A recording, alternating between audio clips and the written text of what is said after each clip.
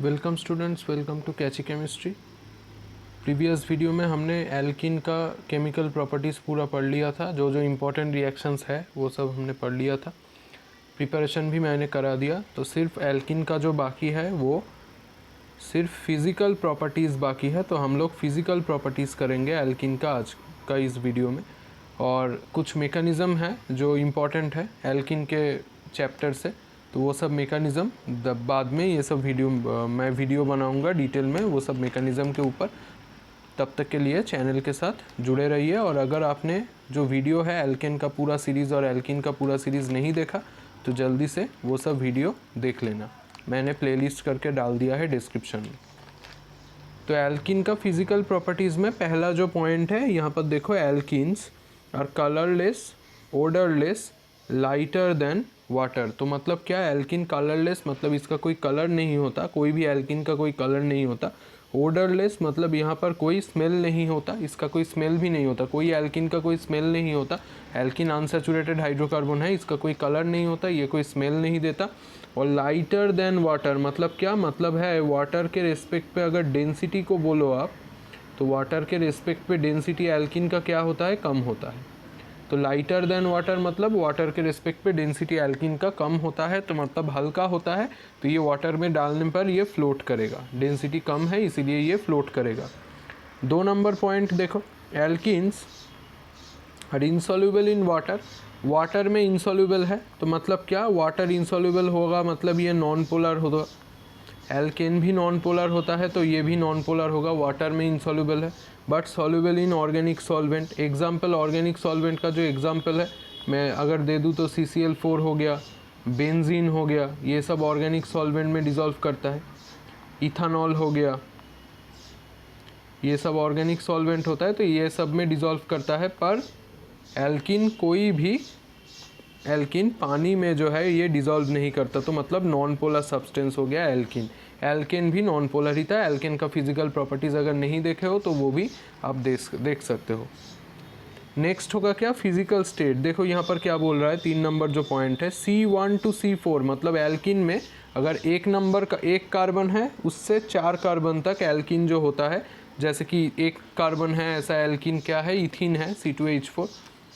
एक alkene carbon तो नहीं होता बेसिकली एल्किन में, तो यहाँ पर C1 नहीं होगा, ये C2 होगा। यहाँ पर थोड़ा करेक्शन होगा, ये C2 होगा क्योंकि एल्किन में मिनिमम जो फर्स्ट मेंबर होता है उसमें एक कार्बन नहीं होता, 2 कार्बन से स्टार्ट होता है।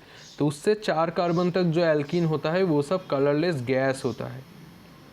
C5 to C16 जो एल्किन होता है वो सब क्या होता है, कलरलेस लिक्विड होता है। देखो फेस चेंज हो गया और सभी कलरलेस ही होगा।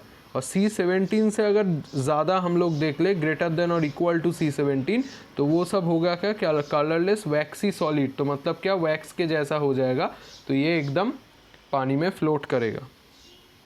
तो C2 से C4 अगर होगा तो गैस होगा, C5 से C16 तक लिक्विड होगा और फिर वैक्सी सॉलिड हो जाएगा। तो मतलब जितना कार्बन नंबर इंक्रीज करेगा एक एल्किन उतना ही सॉलिडिफाई हो रहा है। तो मतलब हम लोग बोल सकते हैं कि कार्बन नंबर के साथ सॉलिडिफिकेशन डायरेक्टली प्रोपोर्शनल। तो जितना कार्बन नंबर इंक्रीज करेगा उतना ही सॉलिडिफाई होने का चांस जो है वो भी इंक्रीज करता है। तो इसीलिए the BP of an alkyne is more than that of the corresponding alkane due to more polarizability of pi electron. अब इसका मतलब क्या है ये अच्छे से समझना पड़ेगा। देखो यहाँ पर सपोज आपके पास कोई एल्किन है, कैसा एल्किन है, सपोज एल्किन का जो फर्स्ट मेंबर है CH2 single double bond CH2, ये इथीन आपके पास है। तो यहाँ पर बोला जा रहा है कि ये कंपाउंड नंबर 1 है, सपोज आपने पकड़ लिया यहाँ पर, तो ये एक एल्किन है। इसका कोरस्पॉन्डिंग एल्किन मतलब क्या है, सेम अमाउंट ऑफ कार्बन रहेगा वो ऐसा कुछ एल्किन। तो मतलब CH3 सिंगल बॉन्ड CH3, ये हो गया आपका कोरस्पॉन्डिंग एल्किन। तो ये 2 नंबर कंपाउंड हमने दे दिया। तो ये आ गया क्या, ये आ गया हमारा एल्किन और वो क्या है, वो है एल्केन। तो अगर ऐसा कोई दे दे जहाँ पर देखो कार्बन नंबर सेम ही है, यहाँ पर भी 2 कार्बन है, यहाँ पर भी 2 कार्बन है, 1 नंबर और 2 नंबर कंपाउंड में कार्बन नंबर सेम है, तो ये कोरस्पॉन्डिंग हो जाता है एक दूसरे का। तो एक एल्कीन अगर ऐसा कुछ हो जिसमें जितना कार्बन है, एक एल्केन में अगर उतना ही कार्बन है, तो ये उसका कोरस्पॉन्डिंग एल्केन हो गया। तो बोला जाता है क्या, एल्कीन का जो बीपी है, बीपी मतलब क्या, बीपी मतलब है बॉइलिंग पॉइंट। तो बॉइलिंग पॉइंट यहाँ पर जो होता है, बोला जाता है एल्कीन का बॉइलिंग पॉइंट क्या होगा, ज़्यादा होगा उसके कोरस्पॉन्डिंग एल्केन से। एल्केन का बॉइलिंग पॉइंट के बारे में मैंने फिजिकल प्रॉपर्टीज़ में एल्केन का पढ़ा दिया था। यहाँ पर बोला गया है कि एल्कीन का जो बॉइलिंग पॉइंट होगा वो अगर कोरस्पॉन्डिंग एल्केन उसके वहाँ पर प्रेजेंट है तो उससे ज़्यादा होगा, due to polarizability of pi electron. इसका मतलब क्या है, एक एल्कीन में 2 तरीके का बॉन्ड होता है। क्या बॉन्ड, एक होता है पाई बॉन्ड और दूसरा होता है सिग्मा बॉन्ड। एल्केन में सिर्फ यहाँ पर सिग्मा बॉन्ड ही होता है, कोई पाई बॉन्ड नहीं होता। तो यहाँ पर पाई बॉन्ड है तो मतलब डबल बॉन्ड है। तो बहुत ही ये सिंपल कॉन्सेप्ट है बॉन्डिंग में। Bond energy of double bond, bond energy का अगर हम लोग ऑर्डर देख ले कि एक बॉन्ड को तोड़ने के लिए कितना एनर्जी लगेगा, तो ट्रिपल बॉन्ड का बॉन्ड एनर्जी हाईएस्ट होता है, क्योंकि 3 बॉन्ड है तो उसको तोड़ने के लिए तो ज़्यादा बॉन्ड एनर्जी लगेगा। फिर डबल बॉन्ड होगा और फिर होगा सिंगल बॉन्ड। तो मतलब बॉन्ड एनर्जी का जो ऑर्डर है, ये triple bond greater than double bond greater than single bond है। तो सिंगल बॉन्ड में एक ही बॉन्ड होगा तो उसको तोड़ने के लिए कम एनर्जी लगेगा than double bond than triple bond. तो मतलब ट्रिपल बॉन्ड में 3 बॉन्ड होगा, तो नंबर ऑफ बॉन्ड जितना ज़्यादा होगा, नंबर ऑफ बॉन्ड्स जितना ज़्यादा यहाँ पर होगा उतना ही बॉन्ड एनर्जी इंक्रीज करेगा, उतना ही क्या होगा, bond energy is directly proportional. तो मतलब बॉन्ड एनर्जी इंक्रीज करेगा और ऐसे ही उसका बॉन्ड एनर्जी बढ़ेगा, मतलब उसका बीपी भी बढ़ जाएगा। तो इसीलिए इसको बोला गया है कि पाई इलेक्ट्रॉन प्रेजेंट है, जो कि एल्केन में नहीं है। एल्केन में सिर्फ सिग्मा है, पर यहाँ पर पाई प्रेजेंट है, तो इसीलिए क्या होगा, पाई प्रेजेंट है तो मतलब more number of bonds are present. तो इसीलिए एल्कीन का जो बीपी है ये क्या होगा, ज़्यादा होगा देन एल्केन से। एल्केन से क्या होगा, बीपी ज़्यादा होगा एल्कीन का। तो ऐसे ही अगर आप दूसरा कोई एग्जाम्पल देख लो, सपोज आपके पास कोई एल्कीन है CH3, ऐसा कुछ नहीं है, कोई साइक्लिक कंपाउंड अगर हम लोग पकड़ ले, सपोज ऐसा कर लो, ये एक एल्कीन हो गया, डबल बॉन्ड है, और इसी का ही कोरस्पॉन्डिंग एल्केन होगा क्या, ये जिसमें कोई डबल बॉन्ड प्रेजेंट नहीं है। तो ऑलवेज जो कोरस्पॉन्डिंग एल्केन है उससे क्या होगा, बीपी का जो ऑर्डर है ये ऐसा होगा, एल्कीन का बीपी ज़्यादा होगा देन एल्केन। तो यही चीज़ यहाँ पर बोला गया है। तो ये वाला भी पॉइंट हमारा हो गया। नेक्स्ट जो पॉइंट है, बहुत इंपॉर्टेंट पॉइंट है ये वाला, सीस एल्कीन्स। सीस के बारे में, ट्रांस के बारे में मैंने बोला था वीडियो में। Cis alkenes have higher values of boiling point, dipole moment, reactivity, heat of hydrogenation, refractive index than corresponding trans alkene. तो सीस एल्कीन का सभी ये जो प्रॉपर्टी है ये ज़्यादा होता है ट्रांस से। डाइपोल मोमेंट भी ज़्यादा होता है, बॉइलिंग पॉइंट भी ज़्यादा होता है, रिएक्टिविटी भी ज़्यादा होता है, हाइड्रोजनेशन करने का भी हीट ज़्यादा होता है, रिफ्रैक्टिव इंडेक्स भी ज़्यादा होता है। अब सीस और ट्रांस एल्कीन एक बार फिर से मैं यहाँ पर बोल दे रहा हूँ। तो सीस और ट्रांस एल्कीन का मतलब क्या है। सीस एल्कीन मतलब सपोज आपके पास ऐसा कुछ है, CH2 डबल बॉन्ड CH2। अब इधर आपने क्या किया, इधर आपने क्या किया, एक हाइड्रोजन को यहाँ पर कम कर दिया, यहाँ पर एक हाइड्रोजन को आपने क्या किया, कम कर दिया, और उसके जगह पे आपने कोई ग्रुप डाल दिया, जैसे कि सपोज क्लोरीन ग्रुप डाल दिया।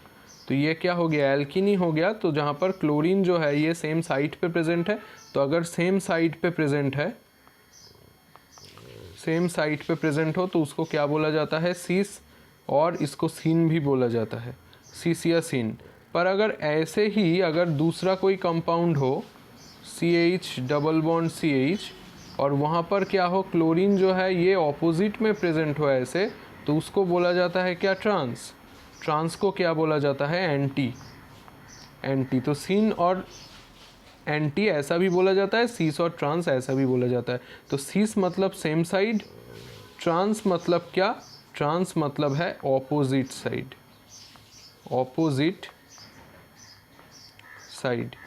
तो यहाँ पर इसी को यहाँ पर बोला गया है कि अगर कोई सीस एल्किन है और उसका ही कोरस्पॉन्डिंग ट्रांस एल्किन है, मतलब क्या, दोनों का फॉर्मूला देखो यहाँ पर सेम है, तो अगर उसका कोई कोरस्पॉन्डिंग ट्रांस एल्किन है तो सीस का जो बॉइलिंग पॉइंट है ये ज़्यादा होगा हमेशा ट्रांस के रेस्पेक्ट पे। सिर्फ बॉइलिंग पॉइंट ही नहीं, डाइपोल मोमेंट, रिफ्रैक्टिव इंडेक्स, जो जो प्रॉपर्टी वहाँ पर बोला है सभी क्या होगा, ज़्यादा होगा। तो कोई ग्रुप अगर ऐसे एक ही साइड में प्रेजेंट हो तो उसको सीस कॉन्फ़िगरेशन बोलोगे और उसका बॉइलिंग पॉइंट हमेशा जो ट्रांस वाला कॉन्फ़िगरेशन है उससे ज़्यादा ही होगा। नेक्स्ट जो लास्ट वाला पॉइंट है, trans alkenes have higher melting point. Trans का क्या होता है? मेल्टिंग पॉइंट हाई होता है than their corresponding cis alkenes. This is due to compact packing of their crystal lattice. तो यहाँ पर ट्रांस का जो एल्कीन है उसका सिर्फ यही याद रखना पड़ेगा कि उसका मेल्टिंग पॉइंट ज़्यादा होता है देन सीस से, सीस का बाकी सब जो चीज़ है वो ज़्यादा होता है देन ट्रांस। तो यहाँ पर एक चीज़ बोला गया है कि ड्यू टू कॉम्पैक्ट पैकिंग, तो मतलब क्या?